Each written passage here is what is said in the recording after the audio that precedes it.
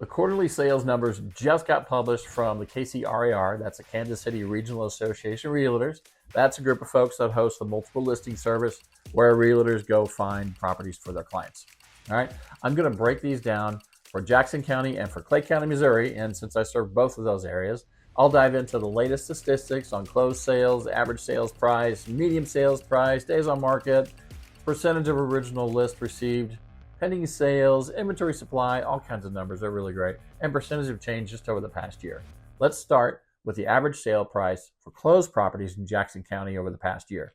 We've seen a steady increase in the average sales price. In March 23, the average sales price was just over $276,000.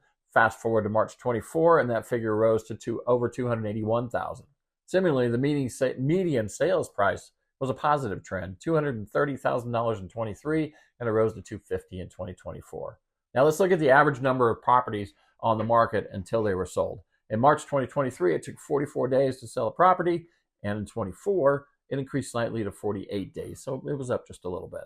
Next, we'll have a percentage of the original list price sellers are receiving. Despite minor fluctuations, sellers in Jackson County are receiving around 97 to 98% of their original list price, indicating a really stable market for sellers and not a lot of negotiation for buyers.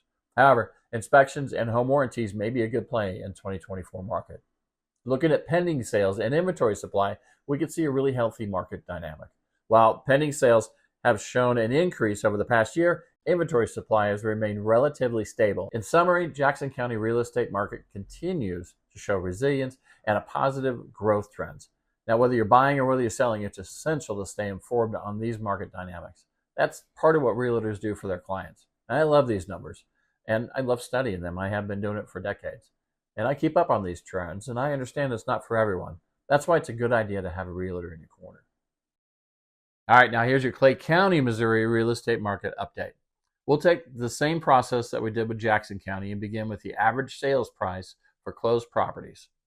Over the past year, there's been a notable increase in the average sales price. From March of 23, the average price stood around $336,000, and a year later, March 24, it rose to $367,000. That's over $30,000 increase in just 1 year. That's pretty good, Clay County. It's really good, actually. Now, I might be premature in suggesting that the bump in Clay County's real estate could be a result of Jackson County's very aggressive home evaluations, which has caused property taxes to rise significantly and in some cases double. Folks may be moving to Clay County to get out of Jackson County. Now, the median sales price has experienced significant growth in Clay County from $305,000 in March of 23 and has climbed to $315,000 by March of 24. Next, let's take a look at the average number of days a property is going to spend on the market before they get sold. In March 23, it took approximately 39 days for a property to sell. By March 24, that figure increased slightly to 46. It's a bit more than Jackson County, but honestly, it's really not that bad.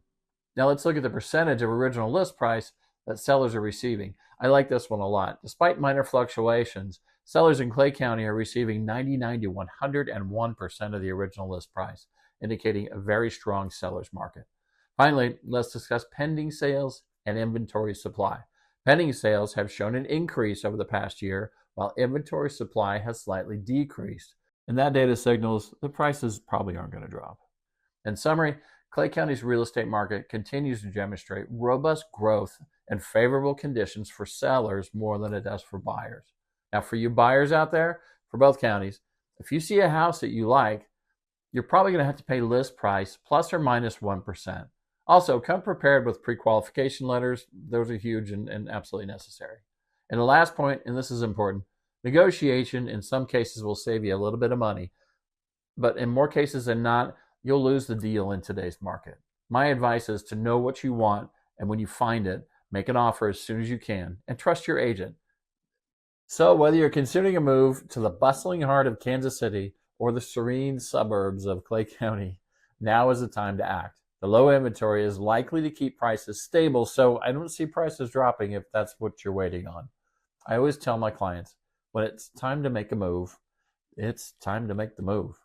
Then we look at the market, we find a way to make the most out of our situation. It's not rocket science, it's really not. You just need to know the market and know how to play it.